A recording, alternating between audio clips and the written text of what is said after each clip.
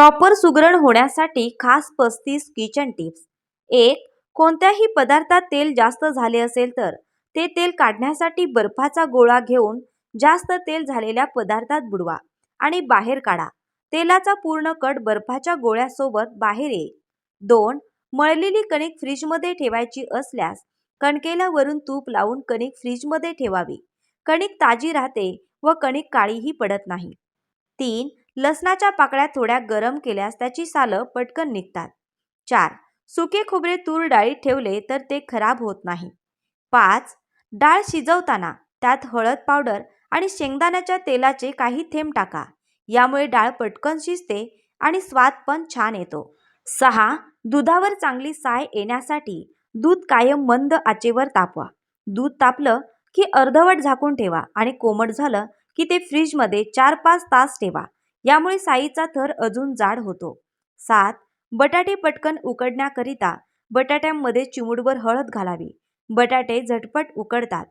8. खीर बनवताना त्यामध्ये 2 चमचे रवा भाजून टाकावा. त्यामुळे खीर खूप छान दाटसर बनते व चवीला सुद्धा छान लागते. 9. अननसाचा शिरा करताना त्याची तुकडे साखरेत भिजवून मग शिऱ्यात घाला. यामुळे आंबटपणा येत नाही. 10. साबुदाणा खिचडी लुसलुशीत होण्यासाठी ती अर्धवट शिजवल्यावर त्यात 2 चमचे दूध घालावे. 11. गाजर, टमाटर, मुळा, काकडी आणि बीट मऊ किंवा शिळे झाल्यास रात्रभर मिठाच्या पाण्यात बुडवून ठेवावे. सकाळी ताज्या टवटवीत होतात. 12. किचन ओट्यावर लिंबाच्या रसाचे पांढरे डाग पडल्यास त्यावर आल्याचा तुकडा घासावा. म्हणजे डाग पटकन निघून जातात. 13. टोमॅटो जास्त पिकले असतील तर टोमॅटो थोडा वेळ बर्फाच्या पाण्यात टाका. टोमॅटो आपोआप कडक होतील. 14. बासुंदीसाठी दूध आटवताना पातेल्यात तळाशी एखादी स्वच्छ वाटी अथवा ताटली ठेवावी. म्हणजे चमच्याने वरच्यावर ढवळले तरी वाटी आतल्या आत फिरत राहते आणि दूध तळाशी लागत नाही. 15. आप्पे करताना आप्प्यांच्या पिठात अंडी घातल्यास आप्पे टम्म फुगतात आणि आप्पे पात्राला चिटकत नाहीत. 16.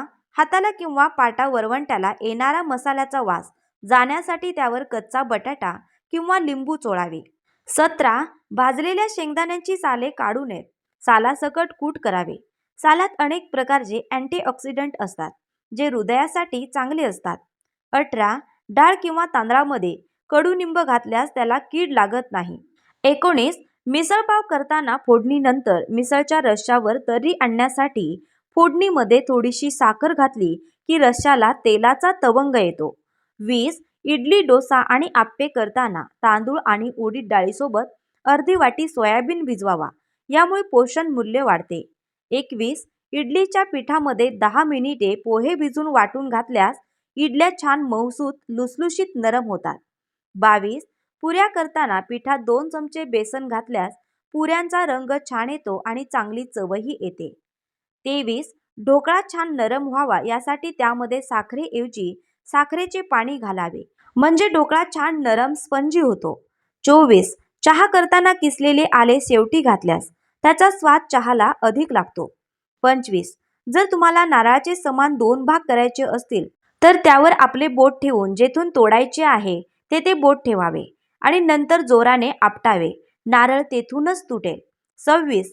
कणिक भिजवताना अर्ध पाणी आणि अर्ध दूध घातल्यास पोळ्या मऊ आणि चविष्ट होतात. तसेच रंग चांगला येतो. 27. कपड्यांवरील शाईचे डाग घालवण्यासाठी डाग लागलेल्या ठिकाणी टूथपेस्ट लावावी. ती पूर्ण सुकू द्यावी. त्यानंतर ते कापड स्वच्छ धुवावे. 28. एखाद्या कपड्याला चिंगम चिकटले असेल तर ते कापड 1 तास फ्रीजमध्ये ठेवावे. त्यानंतर चिकटलेले चिंगम हाताने काढावे. 29. पांढरे कपडे धुताना लिंबाच्या रसाचा वापर करावा. त्यामुळे पांढरे कपडे स्वच्छ राहण्यास मदत होते. 30. आरसा स्वच्छ करण्यासाठी कापसावर स्प्राईट घेऊन त्याने आरसा पुसावा.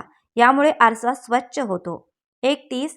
पाणी किंवा दूध उकळताना भांड्यातून बाहेर येते अशा वेळी भांड्यावर लाकडी चमचा आडवा ठेवा. उकळते पाणी किंवा दूध बाहेर येणार नाही. 32. घराच्या सगळ्या कोपऱ्यात बेकिंग ॲसिडची पावडर टाकून ठेवल्यास मुंग्या आणि झुरळे येणार नाहीत. 33. मिक्सरची पाती धारदार ठेवण्यासाठी महिन्यातून किमान एकदा तरी मिक्सरमध्ये साधे मीठ ग्राइंड करावे. 34. घरात किंवा स्वयंपाकघरात मोरपिसे ठेवल्यास पाली नाहीशा होतात. 35. तुमच्या घरात उंदीर येत असतील तर त्यांच्या येण्याच्या वाटेवर लाल तिखट घाला. यामुळे उंदीर येणे बंद होईल.